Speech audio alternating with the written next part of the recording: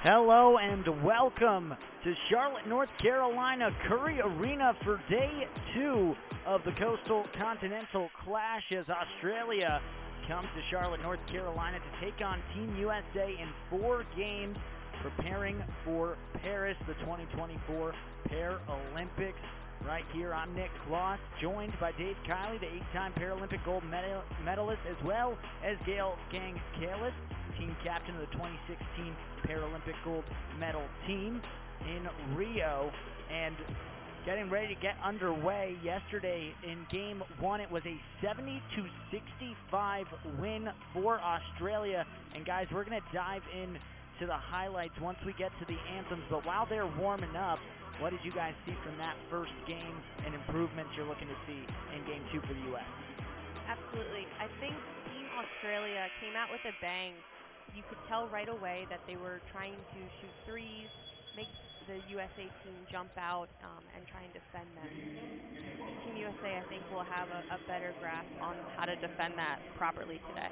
And DK, you said they have a sour taste in their mouth after that performance yesterday. Yeah, it didn't set well, talking to a couple of the veteran players. And so I think you'll see a very focused effort tonight because they didn't really play well at many levels last night.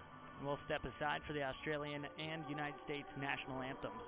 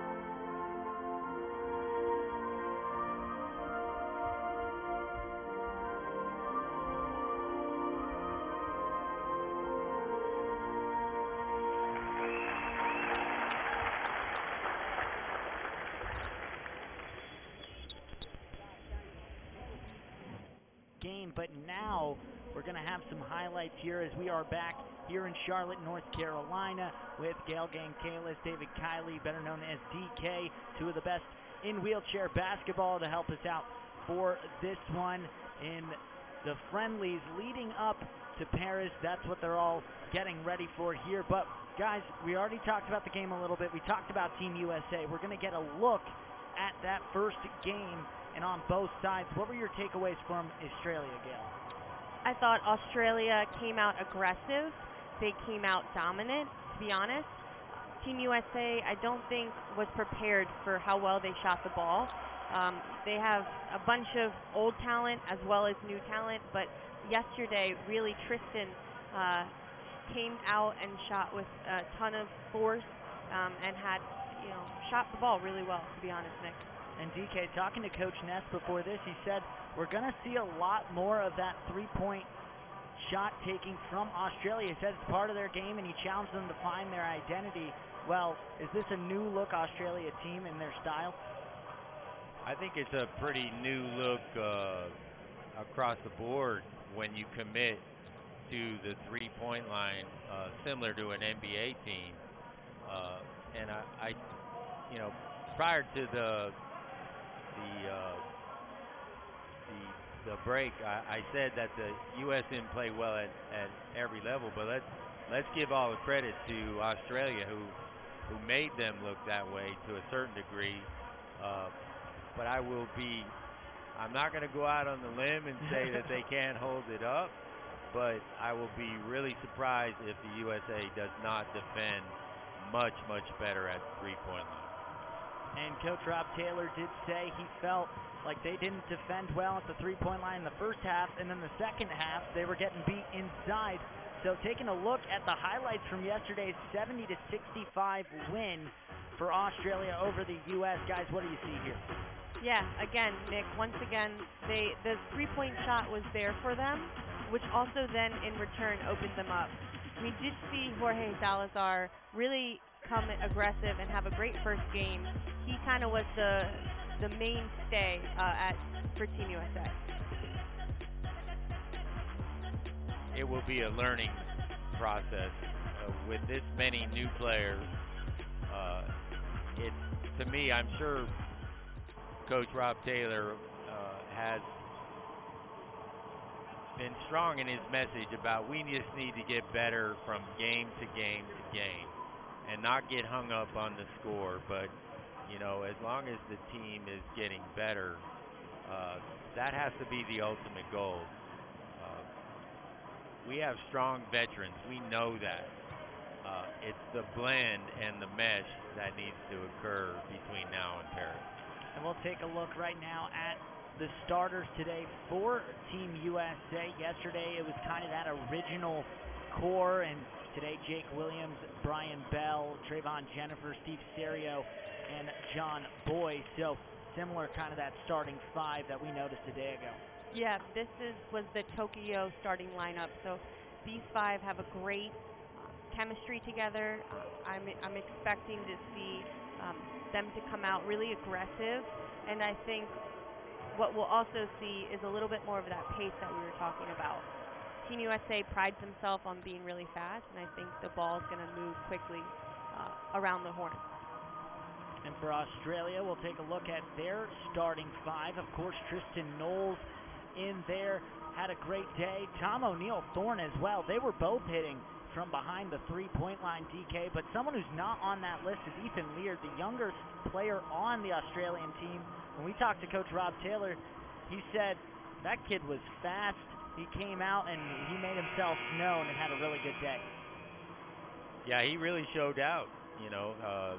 Again, one of the youngest, and Tristan Knowles being the oldest and the motor of the team. I wasn't familiar or did I have expectation of how the Aussies would play. But that youngster brought a lot of game to the table that the U.S. is going to have to respect and try to put a lid on it.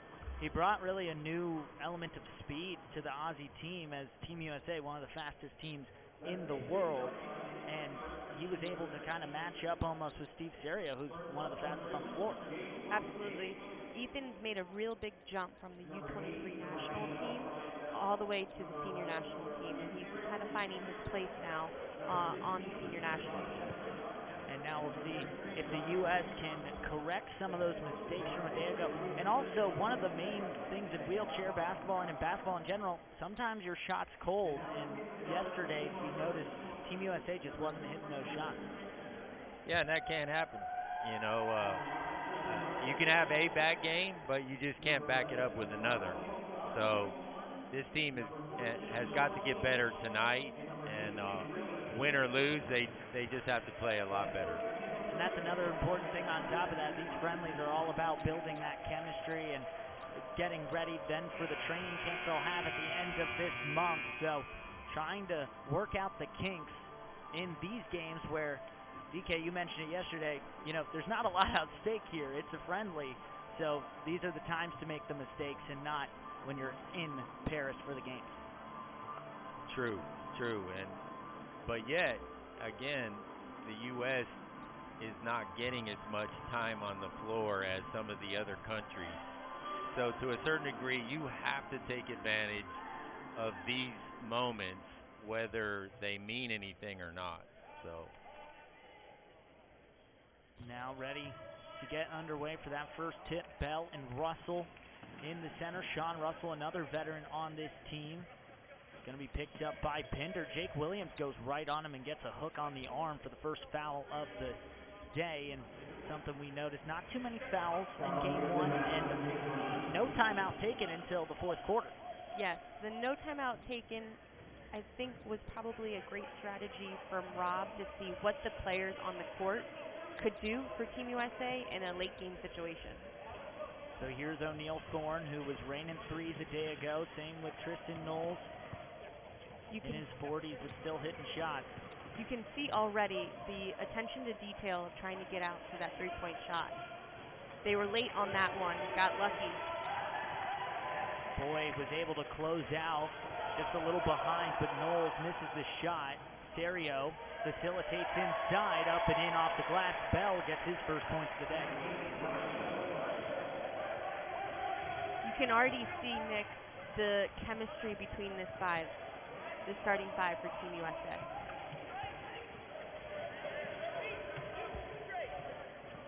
Evans goes outside for Knowles. Here's O'Neal Thorne still working, but the pick and roll works for Pinder, and he goes up and in, ties it up 2-2.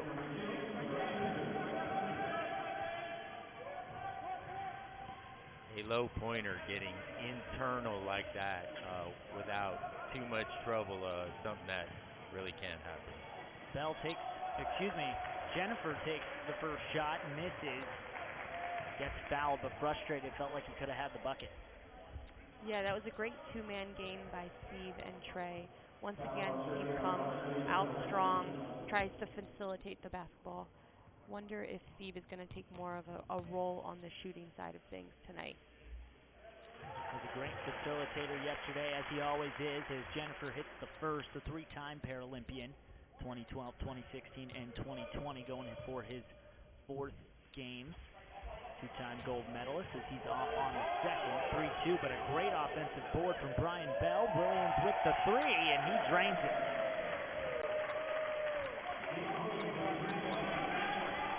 DK, you can probably tell the intensity has really, ratcheted up for Team USA. You can just tell the game has started differently than yesterday.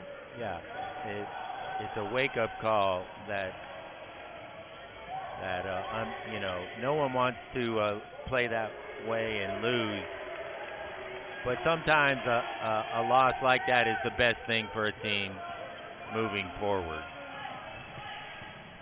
Serio stops, another dip inside, and the chemistry coming out for Team USA right now. A dish from Serio and another bucket for Bell. 8-2, USA leads. This is the largest lead they had. Were not able to get ahead of Australia yesterday. The Rollers were starting hot from deep. Knowles dishes inside, going up and trickles on the rim. Dances there for a moment, but Sean Russell puts it down. Sean Russell didn't get as much playing time yesterday. Jaylen Brown was a big guy on Team Australia. Actually came down with the flu last night, so he will not be playing today. And Brown was really affected on the inside, so that's a big takeaway from the Australia squad. Yeah, absolutely. It'll be interesting to see how many guys they rotate throughout their lineups today. Shooting percentage automatically different right now from yesterday. John Boy knocking down that mid-range. And Knowles picked up where he left off. There's the three to make it 10-7. Gets Australia right back in it. Now Bell going inside. The athletic move misses wide. O'Neal Thorne picks up the defensive board. Charging call. That was a great call. Great defense by Trey. Anticipated the play and was there before the offensive player. Trayvon Jennifer, some of the quickest hands the world has ever seen in terms of defense. Graduate from Edinburgh and currently employed by the Secret Service out of D.C. Jennifer, great defensive factor for this U.S. team. He's also a great leader. He works so well with Steve. Them two as the leaders of the team, they kind of have that yin and yang, and they really play off each other very well. And very athletic, shown an unbelievable work ethic throughout his life. Was a great track athlete as well as a top wrestler back in high school, as the pass doesn't connect between Serio and Jennifer there. That pass didn't connect, but I do see that. I think that connection will be there all game. You're seeing more of a chemistry already from Team USA here in Game 2. As Gail said, this lineup, a lot of familiarity as Pinder inside nearly has another bucket inside from a low pointer, as DK mentioned. That classification system we'll get into more as we go on. Here's Williams, tries to get behind for the three. He's already got one, misses a little too strong. Now here's one of the other veterans going for his 6th Paralympics. A nice dish inside. O'Neal Thorne lays it up and in from Sean Norris. There wasn't that much communication on that play. You could see Team USA was kind of quiet. Look to see them increase that communication as the game goes on. And that's what Coach Taylor said they really emphasized, is making sure they had that communication. They said they missed some help yesterday against the Rollers, as now a 10-9 game. The U.S. leads by 1. There's a foul. Nick, this is something, as we're seeing on the court, what we like to call dead time. In wheelchair basketball, when the ball is stopped, someone has to go out of, everyone has to step out of bounds, the ball has to be placed. People are still working, trying to create positions. It's a very unique thing in wheelchair basketball because you really do never stop. Here's Popel. Takes the mid-range deep, 2. Serio picks up the board.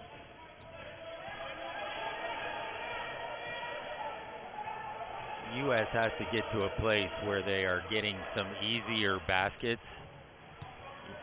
Australia last night and so far today has shown that they're getting some easy, good looks and putting them down. So U.S. just has to throw it up as the shot clock expired. On that possession, Williams came down, took a quick shot. U.S. was able to keep possession on the offensive board, but unable to convert as they moved the ball. They are working. Gail, you mentioned yesterday you wanted to see them work a little longer into the shot clock, and seems like something they are trying to do here today as Australia takes their first lead. Yeah, I think ball rotation is going to be key for Team USA. Make Australia do quick rotations, try to jump out on our shooters. We'll see if that pays off. Here's Williams. In for Jennifer. Bell trying to get inside. He's up and in. 6 points for him today. That ends a 7 or 8 point run by the Australians. With Tristan Knowles on the bench. I think Coach Ness knows what he's going to get out of Tristan. He's really going to look to trying to get others involved tonight, but we'll see more of Tristan. Here's Norris going over. Serio gets a hand on it, causes the turnover. Jennifer looks to move in transition. Bell comes down with speed. Up top to Serio. Great ball movement from the U.S., not holding on for it too long. Williams gets up and he's fouled. He'll have 2 at the line.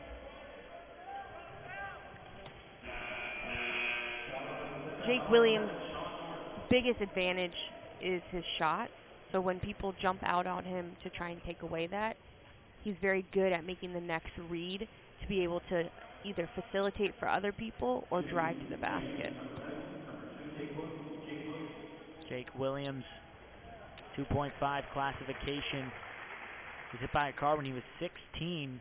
While in the hospital, Chris Ocon, a player from University of Wisconsin-Whitewater, came to visit him, gave him the phone number to a local coach, and that's how he got involved with wheelchair basketball, and now a long career with the national team. He nets both 14-11. Pass inside in the length. Not enough there, missing, and USA going back the other way. Tom McHugh with the miss. It seems like Team USA is getting a little lucky on some of those misses from Team Australia inside. Now here's Serio, squares up the shot, drops it down. 16-11, USA leads.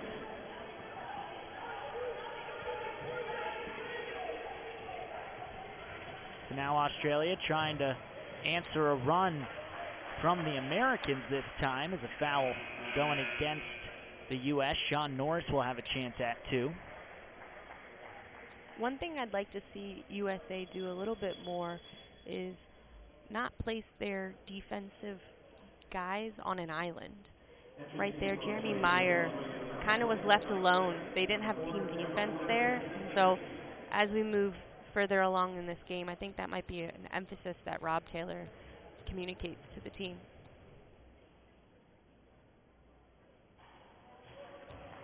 Norris misses the first. His first game's back in 2004 in Athens. It's the second to make it 16-12.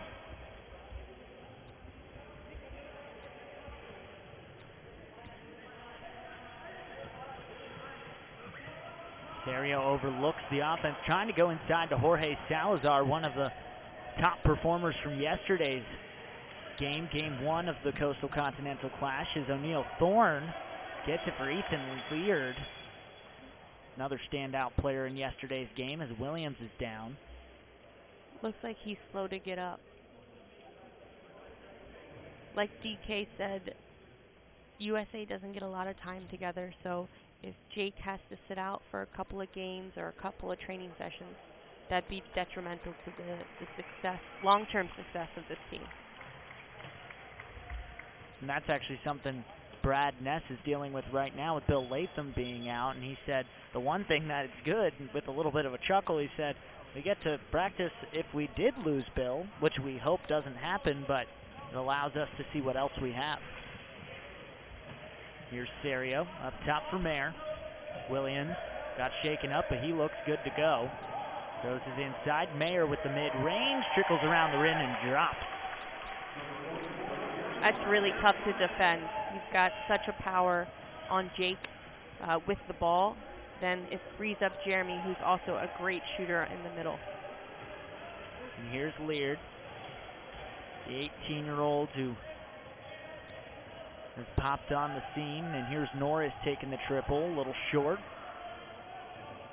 Notice his shot has been a little short so far in these first 2 games. And Serio gets it to Trey Jennifer, right back. Serio drops in 2 more as the U.S. extend their lead up 20-12.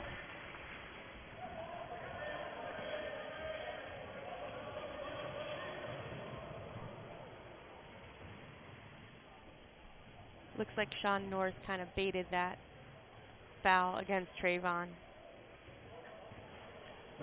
I need a little redemption in that. Yesterday I talked about the 8-time NWBL League annual champions, the Wollongong Roller Hawks. I called them the Rollers. And then I also called the winning team that upset them this year the Darwin Salty Alligators, when it's the Salty Crocodiles. So all my boys from down under, my apologies on that. If you're a dynasty winning 8 in a row, a commentator should get your name right. 100%. In Australia Their wheelchair basketball team known as the Rollers. Their women's team, the Gliders. Came in 5th in their last Paralympic Games, 6th of Paralympic Games before that.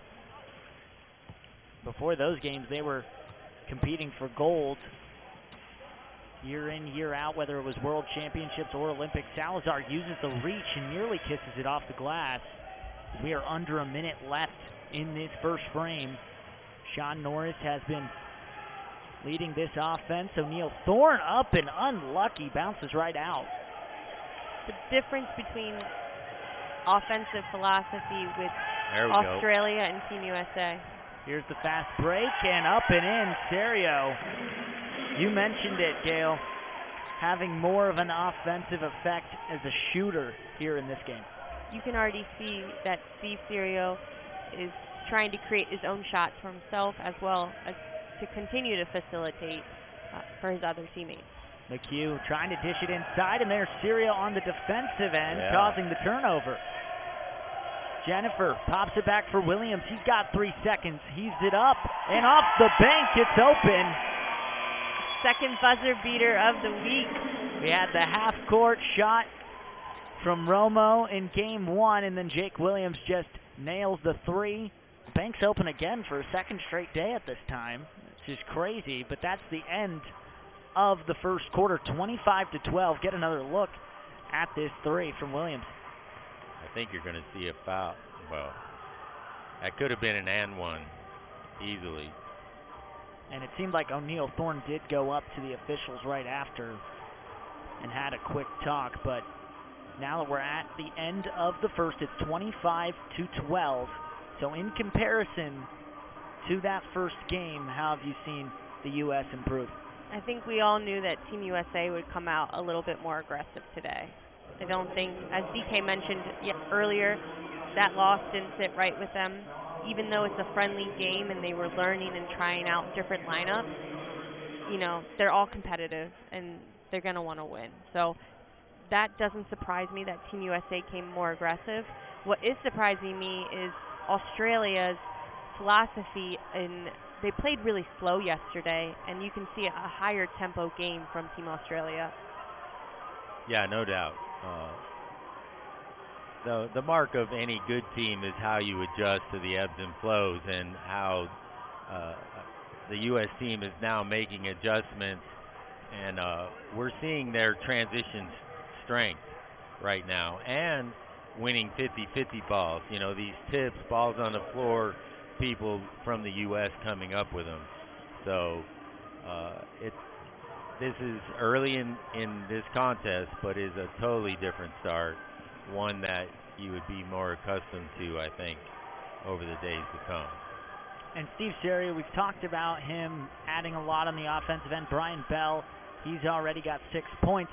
But someone we talked about a lot, we mentioned a lot, is Trey Jennifer. And something you notice about him is it feels like he's all over the floor. It's those effort plays you're noticing from him. Just now getting the ball to Jake to allow him to take that shot. And whenever Steve poked it away for a steal, he was right there. He's the motor to this team. He's the dirty work player. Everybody on this team is an elite athlete and a star on their community teams, on their professional leagues. Trayvon knows how to take a step back and be that dirty work player, and that is crucial and vital for any successful team at this level. And today a meet and greet for the NWBA as well. A lot of young players out watching Team USA take on the Australians, the Rollers, as we're back underway for the second quarter. Here's Williams, who just hit that 3. Gives it for Salazar, who takes the mid-range. He's just off the mark. Talk about dirty work. Trayvon Jennifer just sealed in Jorge Salazar for that shot. Now the Aussies coming the other way. Here's McHugh. Has the longest reach of anyone on the floor. A little off on the pass to Leard. O'Neal Thorne takes the 3, and he laces it.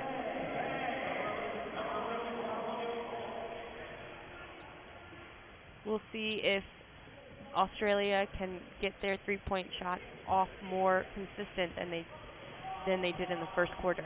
O'Neal Thorne's got 7 now, and there's Trey Jennifer getting his first bucket on the day. Rewarded for all the gritty, hard work he does all over the floor. That was the kind of shot yesterday that we did not make, so it's a good sign. The U.S. looking a lot sharper here in day 2. Game 2 of 4 over the next couple days. Here's McHugh, the lefty, takes the mid-range right at the elbow. Salazar heaves it, just not enough on it. Trying to get it to Jennifer on that fast break, but the U.S. looking to push the pace. A great block there, gives it right back to the Americans. I wonder if they will attack 3-on-3 here, or if they'll wait to have someone come in. Looks like they're going to try and attack with Jeremy Meyer coming in. O'Neal Thorne on stereo like a hawk. Mayer, another lefty. He takes a shot just inside the 3. Hits it. Pure shooter. Give me Joe. Team USA seems like they're at their strongest with Jeremy Meyer in the center. That way, if Australia helps from Jeremy, he's able to knock that free throw shot down.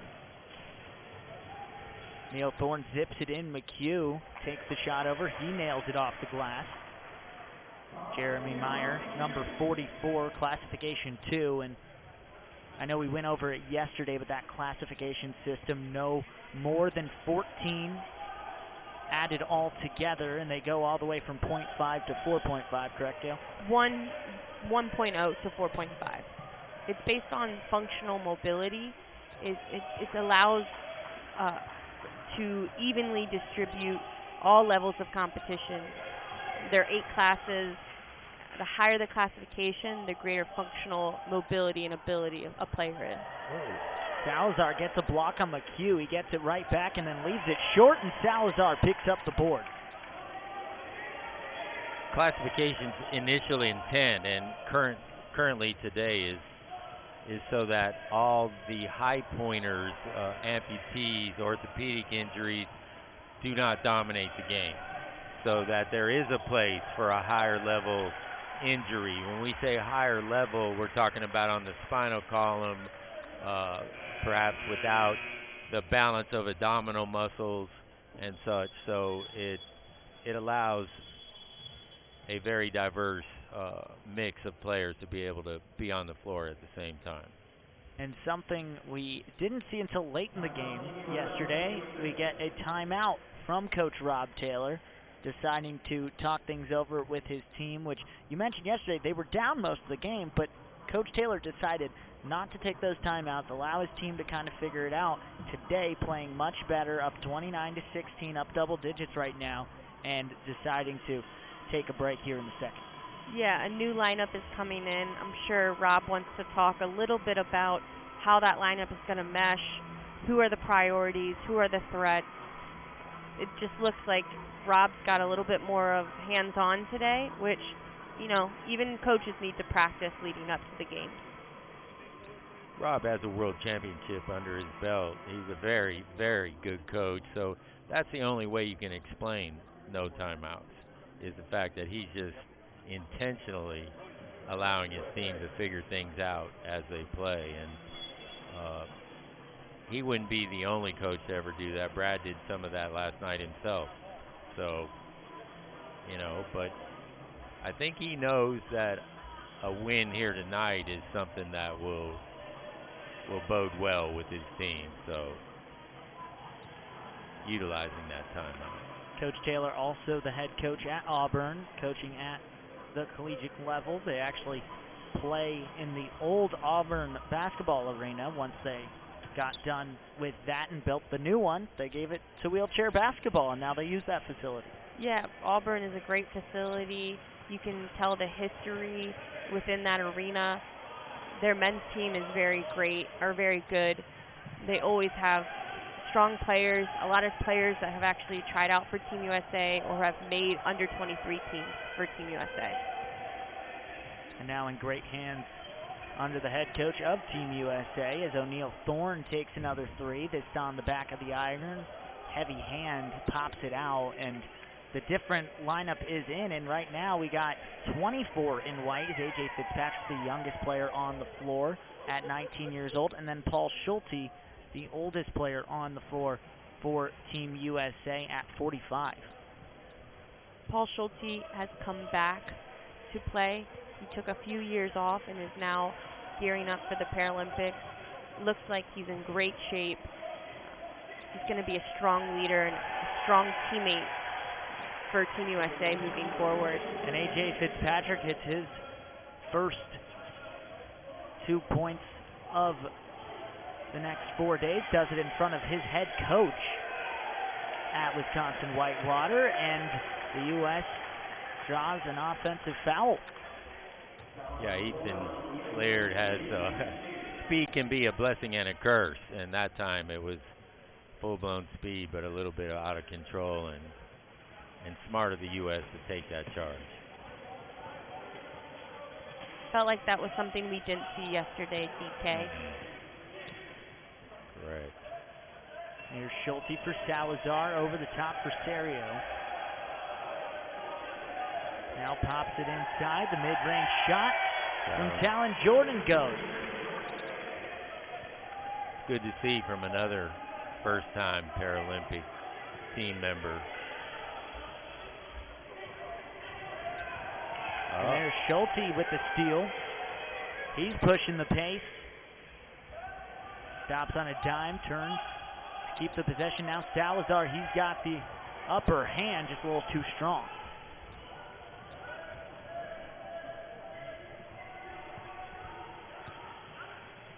That was one that we saw Salazar make a bunch in yesterday's game. We'll see if he continues his cold streak or if he'll heat up towards the end of the half. Luke Popel gets 2 points there, his first bucket of the day. O'Neal Thorne leading the way for Australia with 7 points. Dips it inside for Jordan. Short on the shot. A good look for the Americans, up 33-18, under 5 minutes left here in the second quarter. Knowles back in. The motor that runs this Australia team is here's Pinder gets inside. That's his second bucket inside the paint.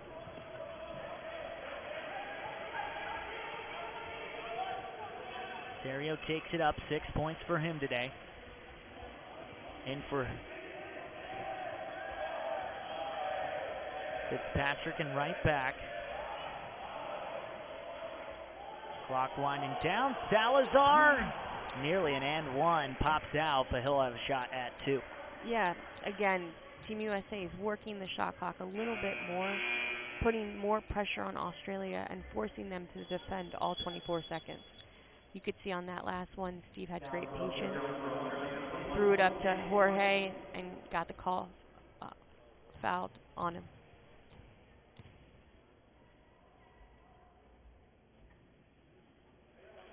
Salazar hits the first. A veteran, was in the Marine Corps. Lost his legs in Afghanistan. Purple Heart recipient, and like you guys mentioned, kind of new to the scene of wheelchair basketball, but has improved drastically in a quick amount of time. Yeah, his DK mentioned yesterday, and I agree, his chair skills have grown phenomenally the last couple of years. You can see how quick he is with his hands. The height and the athleticism, that's always been there, but his chair skills have really gotten so much better. Largest lead of these couple games at the Coastal Continental Clash. 15-point lead now, 35-20, as the whistle stops play. Should be mentioned about Sal and just the program that he came out of, and you know, such a strong military team based out of San Diego with the Wolfpack, run by good friend and NWBA servant Junior Rodriguez, and you know, such great work being done in San Diego, and the example that the Wolfpack have been for all veterans is extraordinary. I'd say the Wolfpack was one of the driving forces for the NWBA to create a military division. Their leadership alongside of Junior has been crucial to place a spotlight on our veterans. Yeah. And just for that foul right there, Gail, could you explain, or DK, why they went to that? Salazar had the free throw on his own there? I was caught up in conversation, so I think there must have been a either a technical foul or I wouldn't be surprised. I mean, Australia has a lot of fire, and it could have been a technical foul. Most likely a technical there, same as stand-up basketball, technical foul, free throw on the line as the shot missed by Knowles, but grabbed right back by Australia. O'Neal Thorne leading the Rollers. Excuse me, Nick. The ball movement is just extraordinary from Australia in that possession, and what we saw yesterday.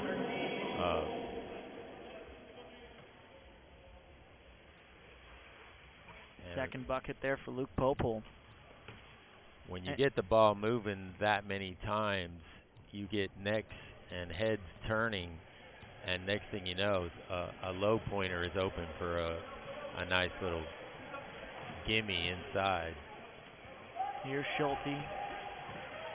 Takes the mid-range off the front. Terrio picks up the offensive rebound. Salazar kisses off the glass and in.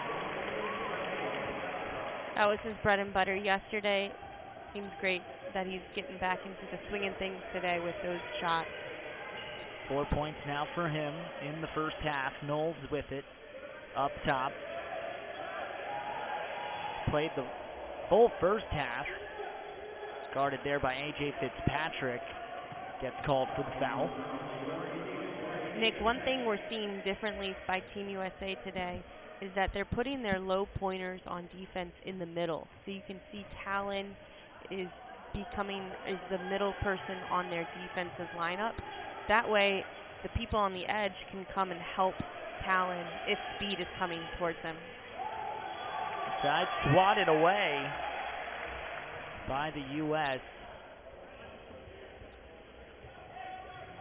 Talon Jordan number 3, as here's a second look at that block.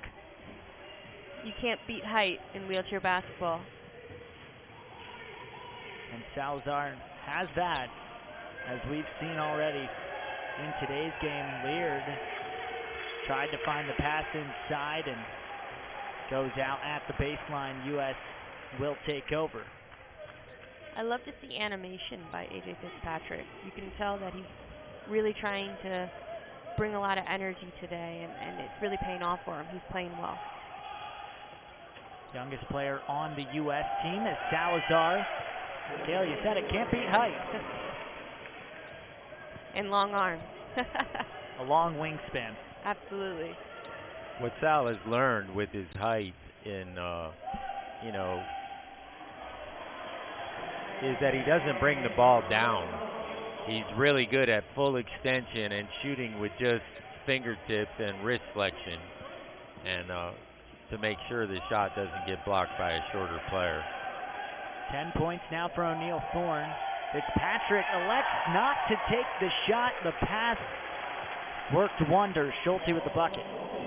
Yeah, the OG gets his first bucket in these friendlies. Good to see. Oops. Almost taken away. Violation there. Once a player is on the ground, they're unable to touch the basketball. If they touch the basketball, it's a violation going the other way. It's going against Ethan Leard. That last bucket for the United States from 19-year-old to 45-year-old. Yeah, the official really missed that one. Paul just front-ended him, took his chair right out from under him, and no call. Terrio tries his luck from deep. Doesn't go. Looks like they're trying to work the clock. Slow it down a little bit for Team Australia. They had success in that yesterday, so we'll see if that's a theme that they're going to try to continue. 17-point lead for the U.S., and it seems like Salazar and Knowles getting physical on the other end leads to a foul off ball.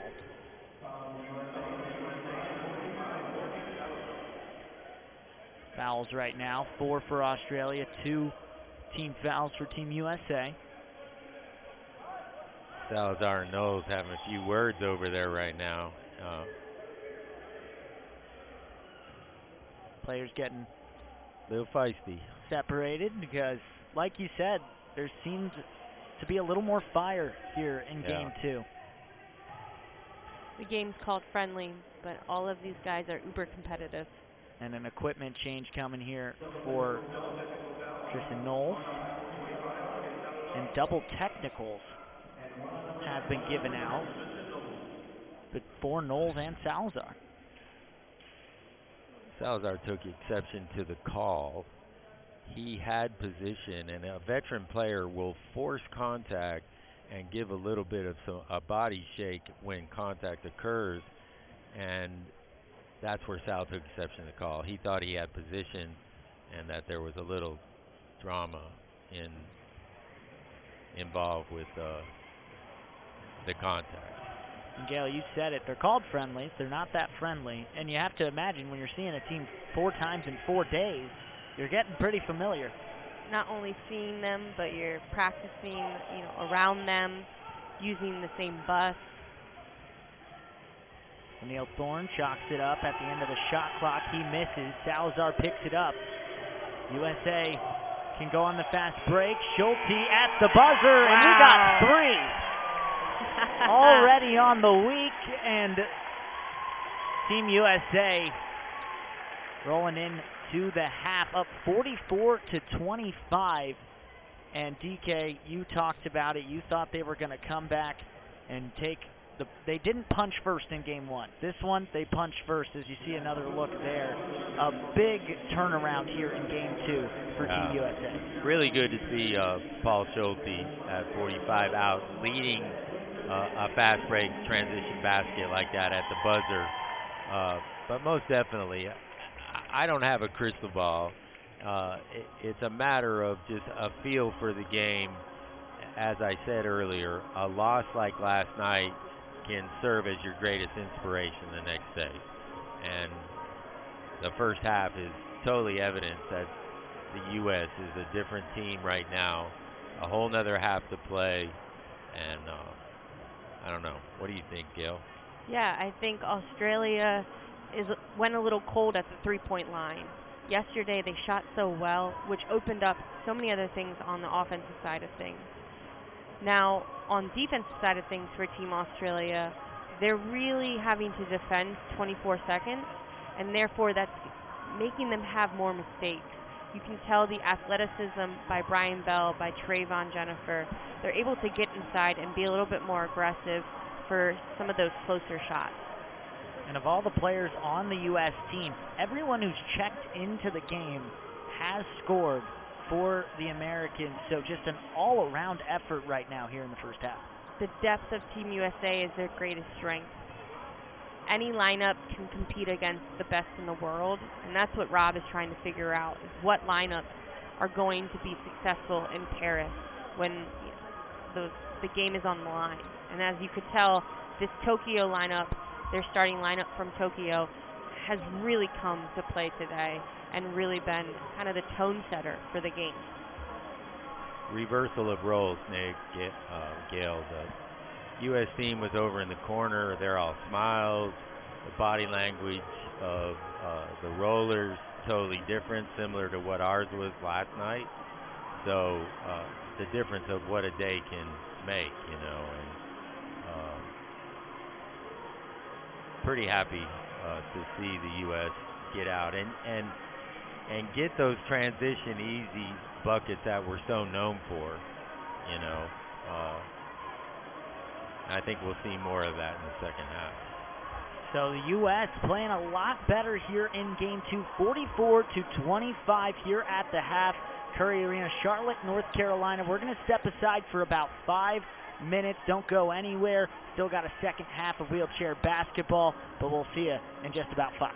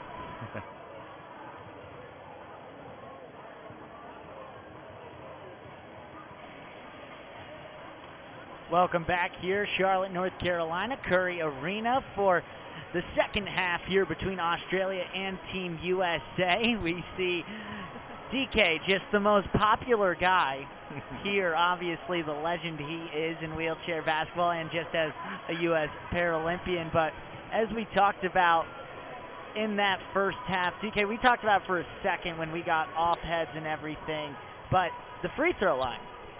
Team USA was a little cold yesterday, but you mentioned it overall at the free throw line, 2s, 3s, they're hitting their shots. Yeah, and everything matters, and everything builds momentum off of itself, So when aspects of your defense are starting to stimulate offense, you go to the free throw line, you're more confident. You're not wondering if I'm going to make it or not, and you're not looking at the scoreboard like you did the night before. It's a different story. So you have to have a short-term memory when you step to the line and whenever you take that next shot, whether you make it or miss it.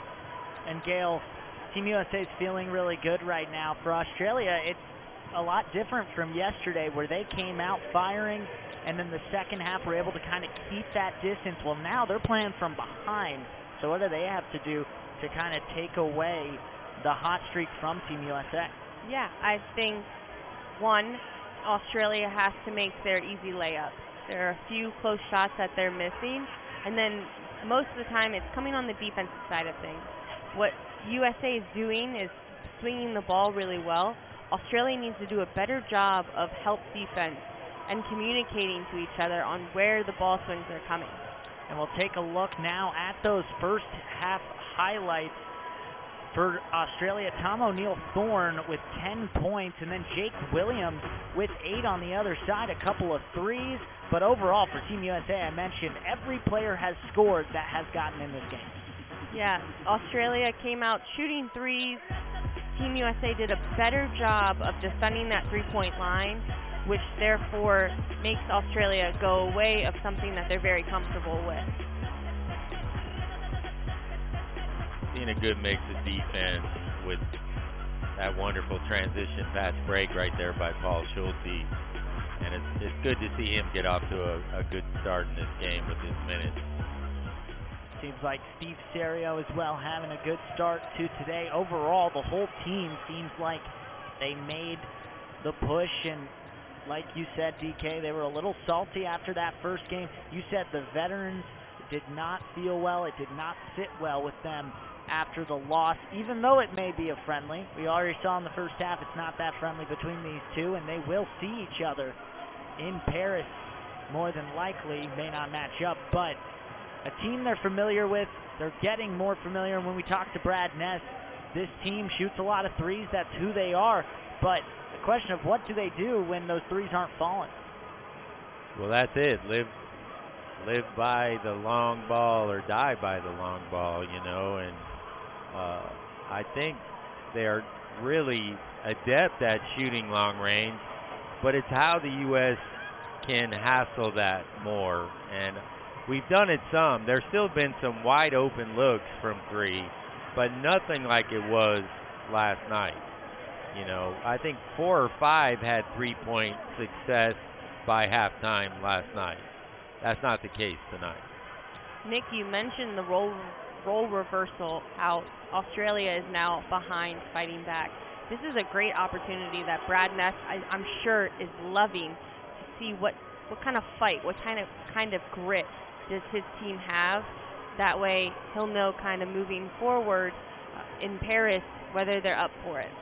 And y'all saw on camera with DK getting hugs and people coming up to him all throughout. And so Gail and DK, can you talk about, there's a meet and greet here for the NWBA, and to be here in Charlotte, some local teams around. Just talk about the community and the teams out here today. The best part about wheelchair basketball is the community. There are a bunch of young kids here that are looking at, they're Michael Jordan. They're watching, they're LeBron James. They're seeing these guys compete at such an elite level, and they're trying to get to that level. It is truly the best part about wheelchair basketball is how everybody comes together to support each other. I loved how my grandson came up and ball hawked a hug out of me in live stream here. So he got some FaceTime, and I'm a big fan of that young man, my grandson Lucas. He got some FaceTime and he got a name shout out. That's right.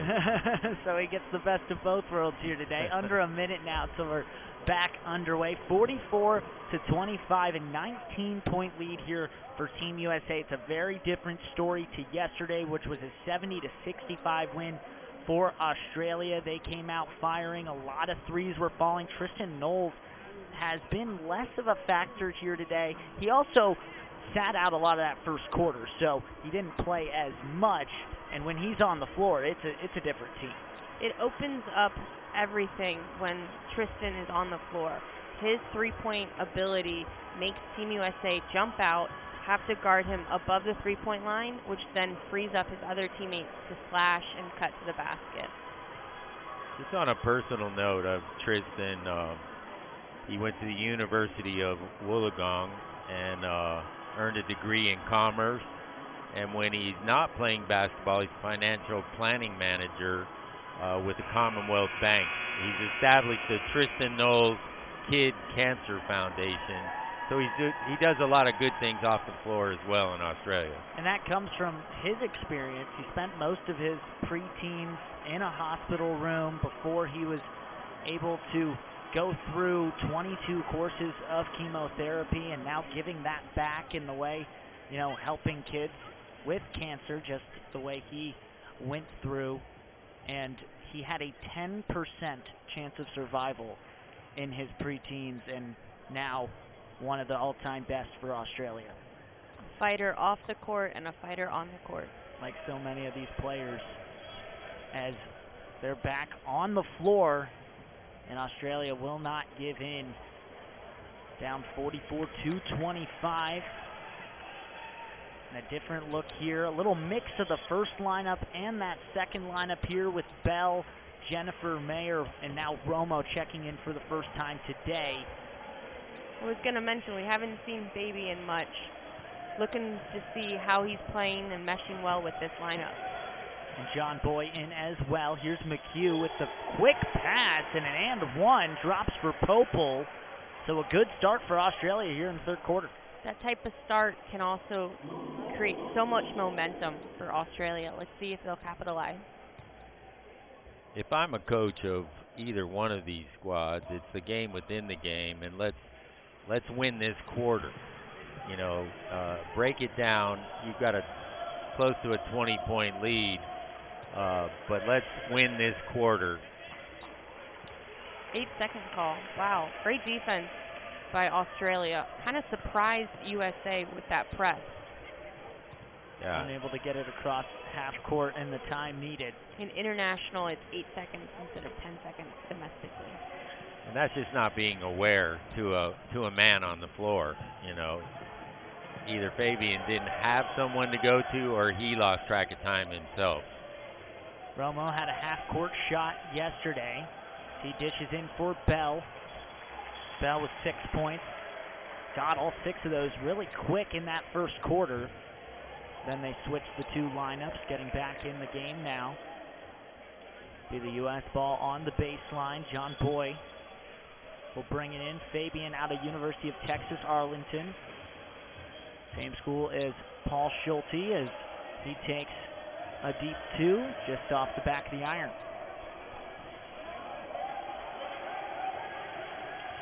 Here's the young star for Australia, Ethan Leard. Hasn't been as much of a factor.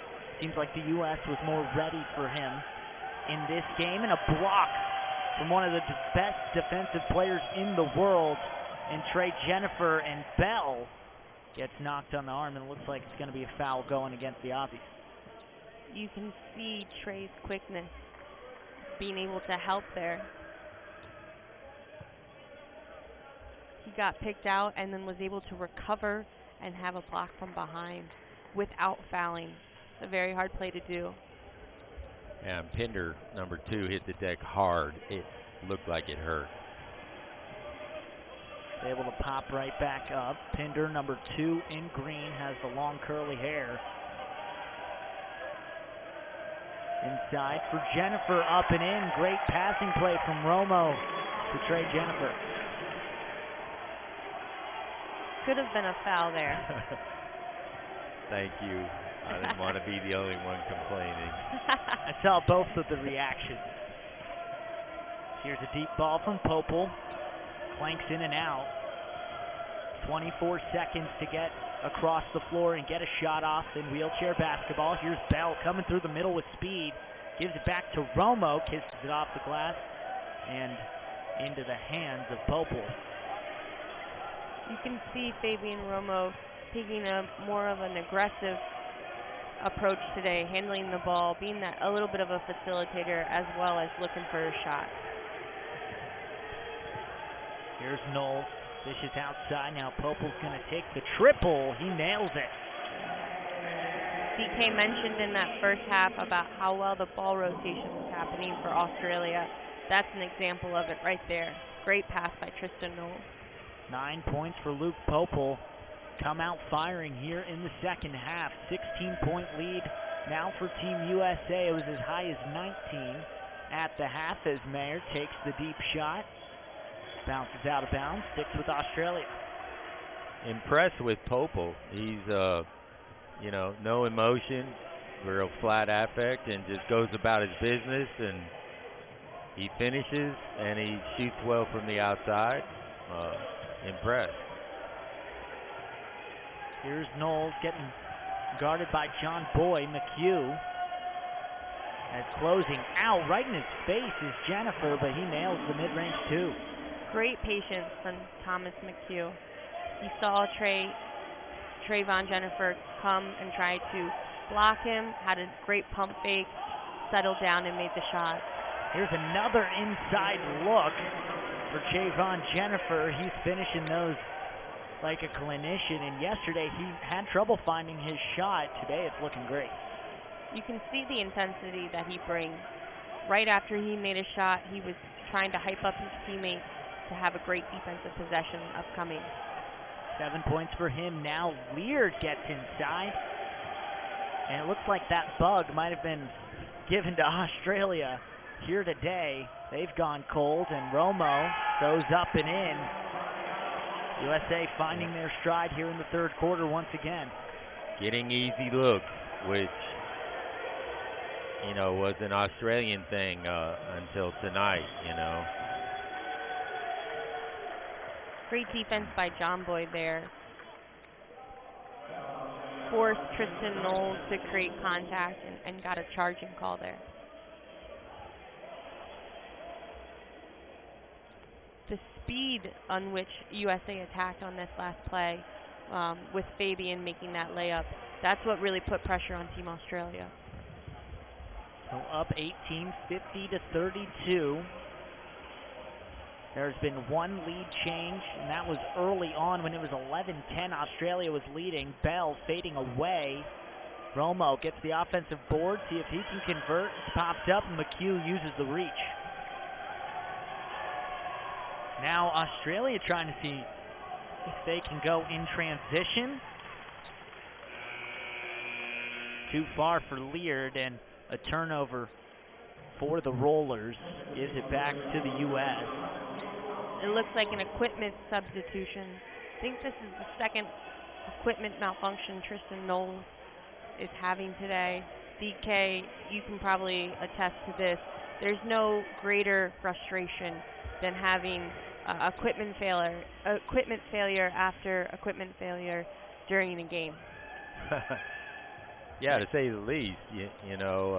Just like if you're on your back and on the floor, you can't make a basket. But if you're not, if you have a wheel that's bent or an axle that's bent, and you have to head to the bench to get it repaired, it's frustrating.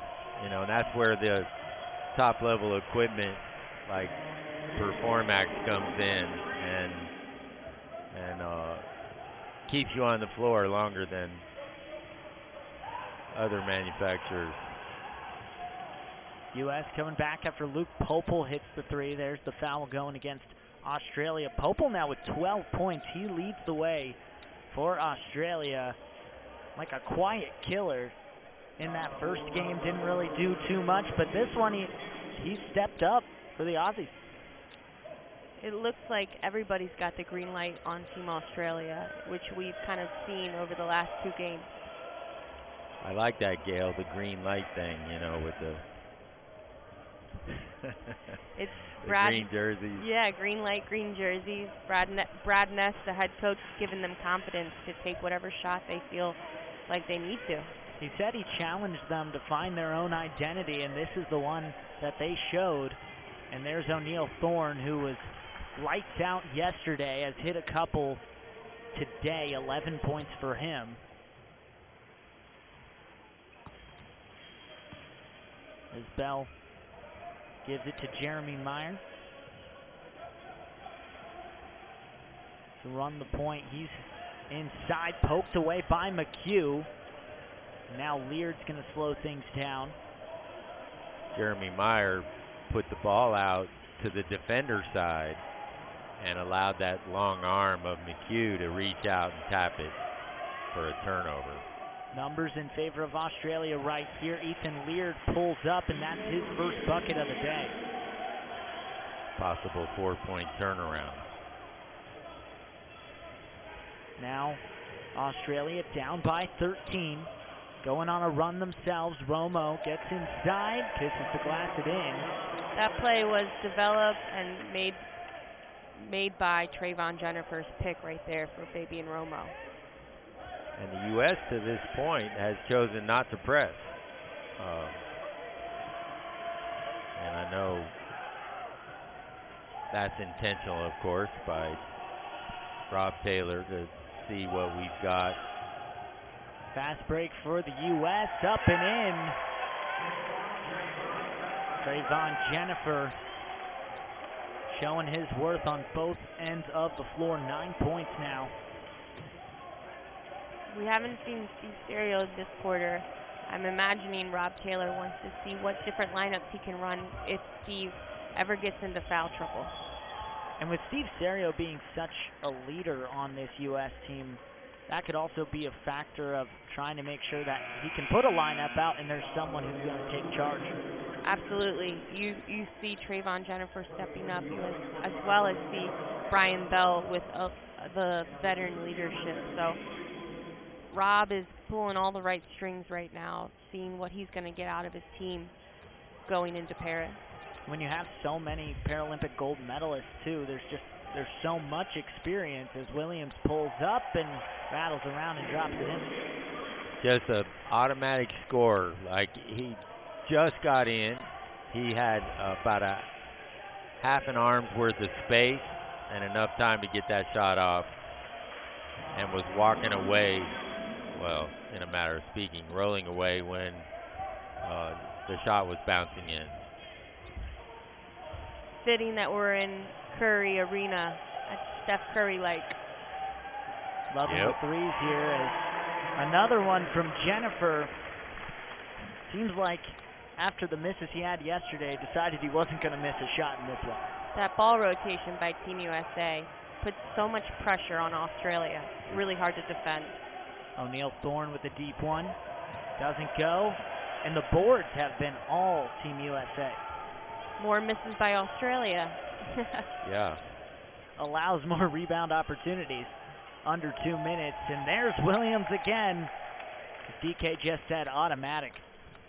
Nothing but net there. You know, U.S. men are really strong, Gail, but we also have a very strong USA women's team. Absolutely. Yeah, the women's team just did a couple friendlies in China and beat some of the powerhouse countries in the world. Against the Netherlands, they beat them. They beat China. They have such strong leadership, kind of what the men's team is taking a look at. They have a bunch of old veterans that are really used to winning and just establishing that winning culture, such as Becca Murray and Natalie Schneider. Then you've got these young guns coming, such as Itzy as well as Bailey Moody, and their passion for the game, you can tell. So really looking forward to Team USA women's team in Paris. They've already qualified, and excited to see what they have coming up.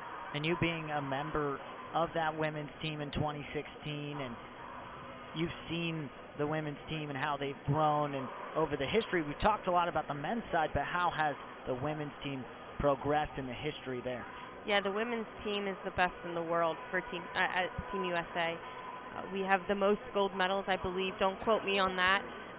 We've been a dominant force ever since, in the early 90s all the way up into 2016. So there is so much growth and emphasis on developing young talent in the women's game, and we're going to see that in Paris. To beat the Netherlands recently is a really big deal. They are the reigning gold medalists. And they beat the Netherlands with arguably without their best player, Rose Allerman. So that was a huge victory and momentum build leading into Paris. Two teams looking for gold in Paris as Bell rips away another board. Looking for their first 20-plus point lead of the day. Bell nearly loses it, corrals it well. Jennifer in for Williams. Great movement, and then just one pass too many. Sean Norris takes it away. Got a little lackadaisical. Wow, great. 8 seconds. An 8-second violation gives it back to the U.S., and you can just see that passion from Trey Jennifer and everything he does, doing all the little things. And the quickness of hands, you've seen it in both of these games, the ability to strip the ball. You see it on the defensive side of things, of course, but you also see it on the offensive side. How quickly he can move his chair and get into position. That's what's been freeing him up for those easy buckets underneath the basket. Here's Bell. Going over top, and they're saying a travel going against Williams. I think he's shocked. Yeah, I don't often see the able-bodied version of traveling sign symbol like that for 3 pushes, but maybe that's a new thing for international. But usually you see a referee put up 3 related to 3 pushes. And that is the rule of traveling. For those who don't know, you get 2 pushes and then you must dribble. At least once, yes. If you have those 3 consecutive, that is a travel, saying that's what happened there with Williams. Under a minute now in the third quarter.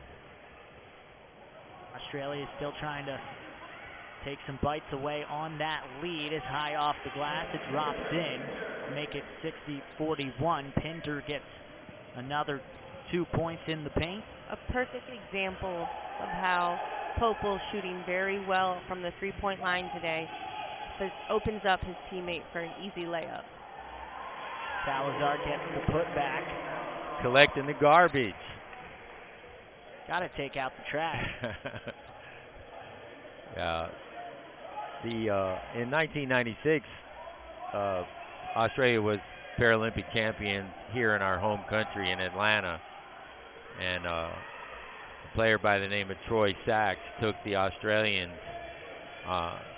to that gold medal match, and pretty much on his back to win and surprise the world. I'm sure Troy wasn't surprised. He's that kind of great player and player with fire, but he did almost single-handedly hand it to the rest of the world. And Troy Sachs, a player that, talking to these players, a lot of them look up to, a legend of Australia wheelchair basketball, and now 62-41, we're able to chip away at the lead a little bit, but not too much. The USA just keeps extending it back to around 19, where we sit right now, as we're going to get a look at some of the buckets they've had in this third quarter. Yep, Brian Bell here was able to get inside off of a drive by Trayvon Jennifer. You can already see the speed in which Team USA really is pushing the pace to create open shots. Pretty much, Gail, the perfect balance between inside and outside. You know, we're getting now some easier looks inside while we're knocking down and creating that space for the defense not knowing really how to defend it. Absolutely. I think it's putting all the pressure on Australia's defense. And you can tell Brad Ness is really trying to work through things with them to see how they can affect Team USA and how easily they're getting buckets right now. And Team USA almost at their best right now, from top to bottom at least. Everyone getting involved, as you just saw those buckets from throughout the game for Team USA, looking good on all cylinders right now. Is there anything, to be a little nitpicky, DK, is there anything you're seeing from Team USA you would like to see tighten up, say you're going into a Paralympic game? Well,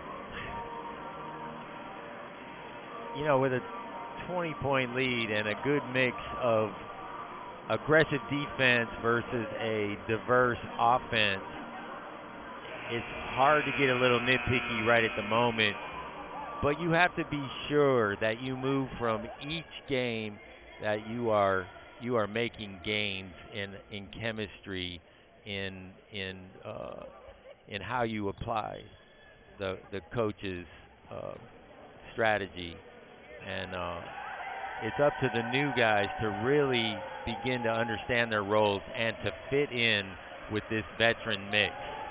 We have the horses and the experience. Looks like an offensive foul right there from Trey. And it is. Australia will take it over, and I think it's safe to say we've seen the improvement in the chemistry already just in 2 games, and that's why, talking to Coach Taylor, he said these friendlies, as you guys said as well, are so important because Team USA is one of the only teams that doesn't get to play together every single day. They have to make the most of these opportunities. Yeah, as a decentralized program, Team USA probably meets once a month to have a 4 or 5 day training camp. So anytime they can get on the court, they have to capitalize on. Salazar misses the layup, but was contested heavily after he impressively grabbed that with one hand. Zipped in by Popel as Norris goes down. Whistle to stop play quickly. One thing that'll be interesting is to see how much intensity does Team USA still have being up by 20. There are a lot of games in the Paralympics that sometimes you are up by a lot, but you still have to keep momentum. You still have to play really fundamental. So it seems like they're off to a good start in this 4th quarter. Never want to lose sight of that goal, as Trey Jennifer again with another steal and then facilitates inside for Brian Bell. That's just been a staple for the U.S. over the, since 2016, in transition, quick cuts, quick crosses, and an easy bucket by Bell or Trayvon or Serio. Good Great hustle job by Jake. Williams. Keeps that in. Oh, Jake wanted to try. Right, Jake was going to try and shoot that 3. He was feeling it, I could tell. And Salazar gets the call after running into Sean Norris.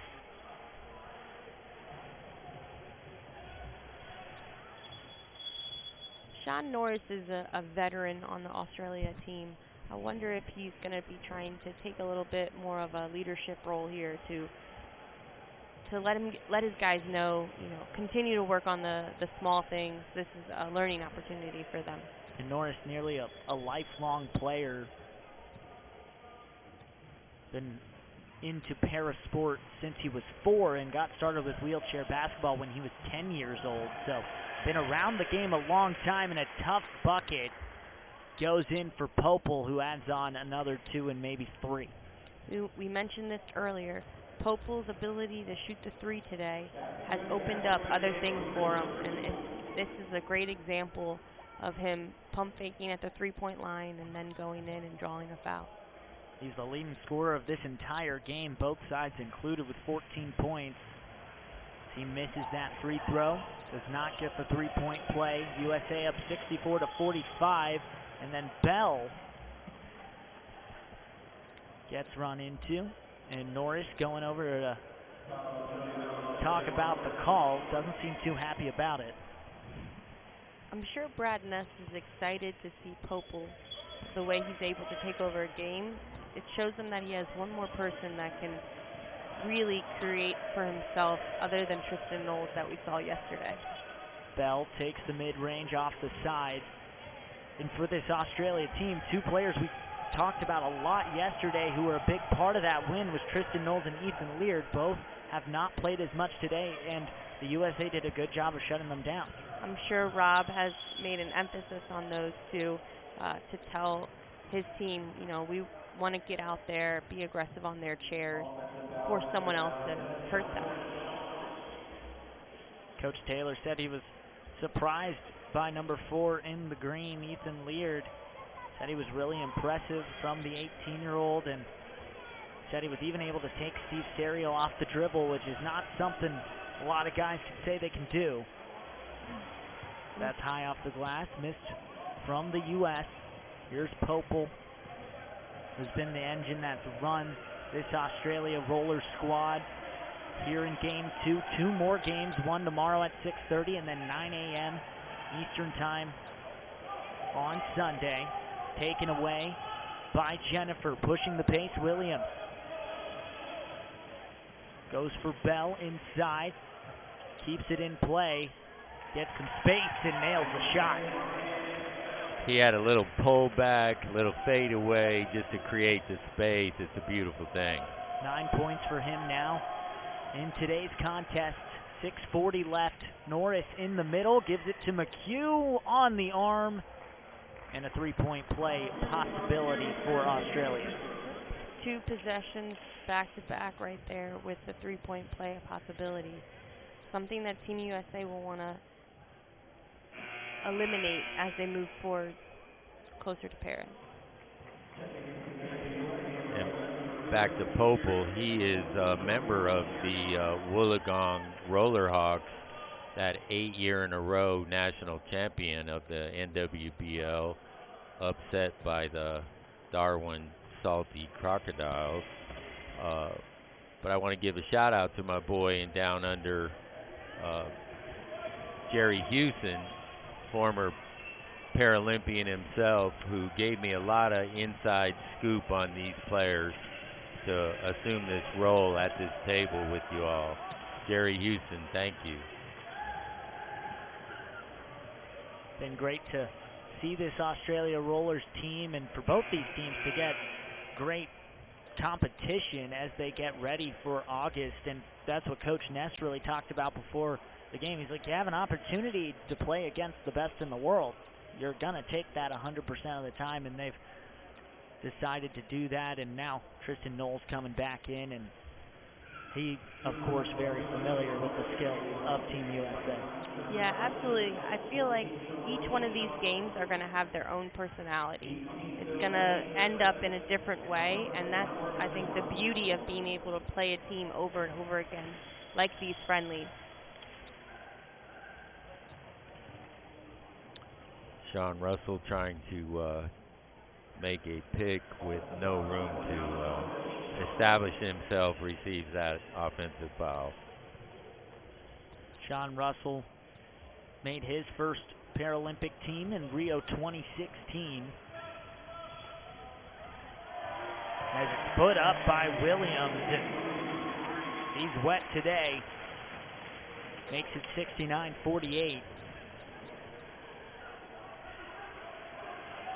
Here's O'Neal Thorne for Knowles. They ran the offense yesterday. Working his way inside, gives it in for Russell, who makes the layup. 19-point lead once again for Team USA. On that last possession, you could hear Steve Serio communicate with the rest of his teammates. Again, another display of his leadership, directing everybody out there. Jennifer off the glass. Been on a clinic here today. Great performance for Trayvon Jennifer.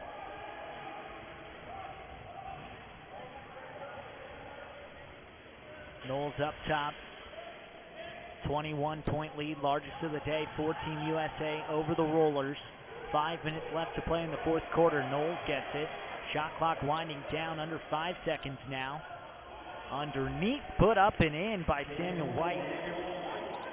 Sammy White was a player at University of Whitewater, Wisconsin. So played against and with a bunch of Team USA players. Not the only player on Australia that played at the college level here in the United States, as well as Yannick Blair, played at the University of Alabama. Don't know if him and Rob Taylor would love to talk too much. The Auburn-Alabama rivalry runs deep as that one goes short. U.S. gets the ball right back. Yannick Blair, coached by the infamous Miles Thompson at the University of Alabama, and also part of the staff for the 2010 World Championship team. Miles Thompson was the coach there and spoke very highly of Yannick Blair. Miles Thompson also had a stint as the Great Britain women's head coach. Very sought after coach throughout the world.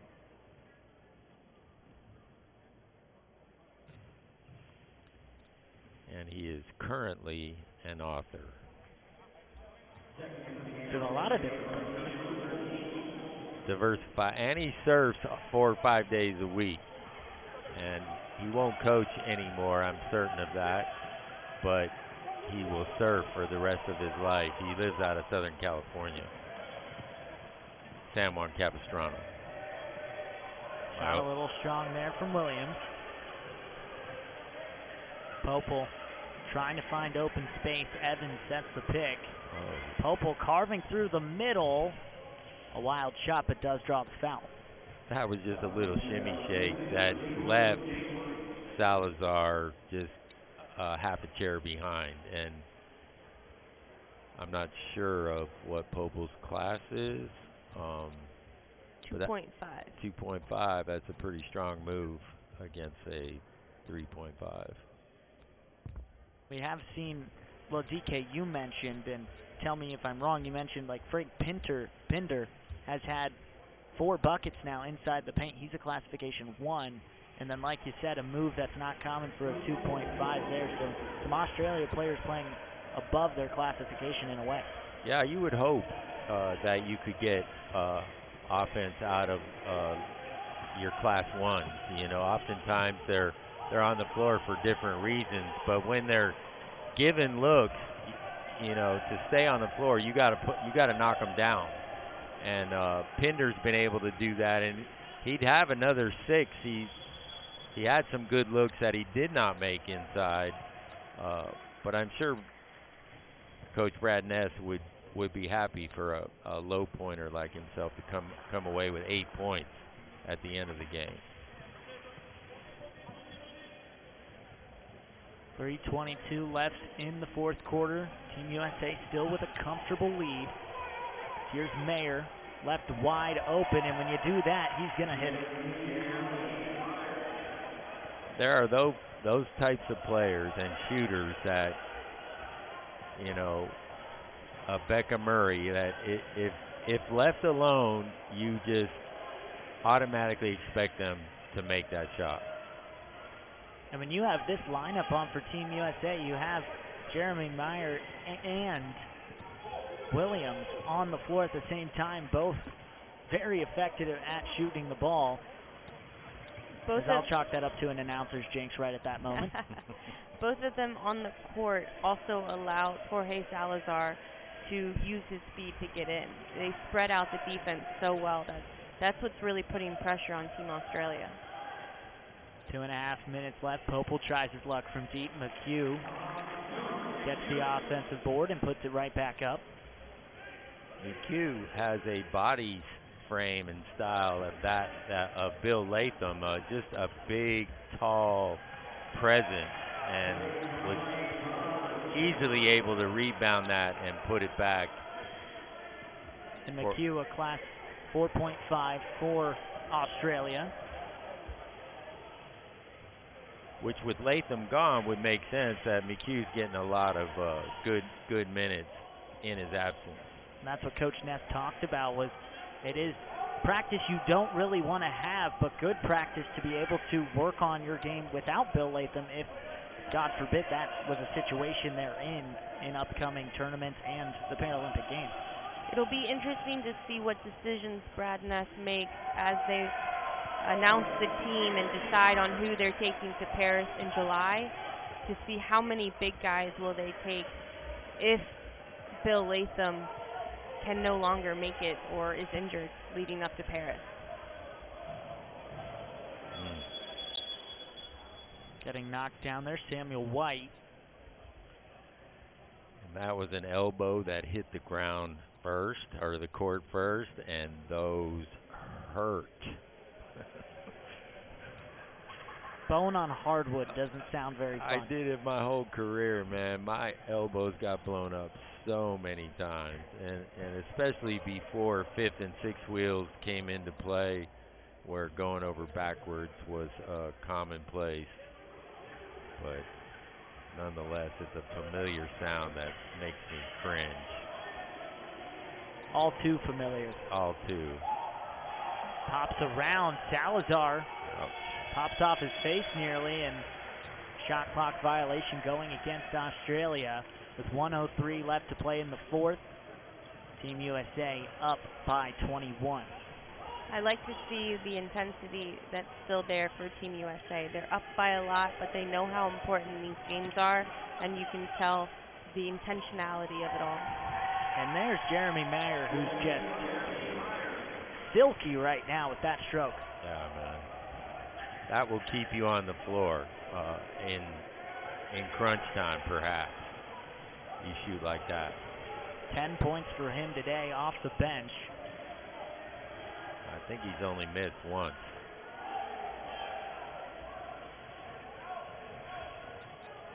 Steve Serio up the floor with 30 seconds left, 15 on the shot clock. Will allow Australia a final shot, but Team USA is going to have the bounce back they wanted to see in Game 2 of the Coastal Continental Clash. Williams needs to take a late shot, and the two best shooters are just showing why they're just that. Two of the best shooters on the floor and in international play. What poise by Jake Williams there. Shot clock running down, able to pump fake at the last second and get a good look up. Williams leading all scorers in this game, and he'll end as the highest scorer, 16 points for him. Having a great game, 81-56. Team USA bounces back in fantastic fashion in front of a great crowd for the meet and greet, trying to meet some of, like you said, their Michael Jordans, their idols that they can look up to in the game of wheelchair basketball. So just before we step aside, some final takeaways from this one. The improvement you guys saw from Game 1 to Game 2 for Team USA. Yeah, I think it's the intensity that they came out with. They had their original starting lineup from Tokyo to really set the tone, to show them how important these games are.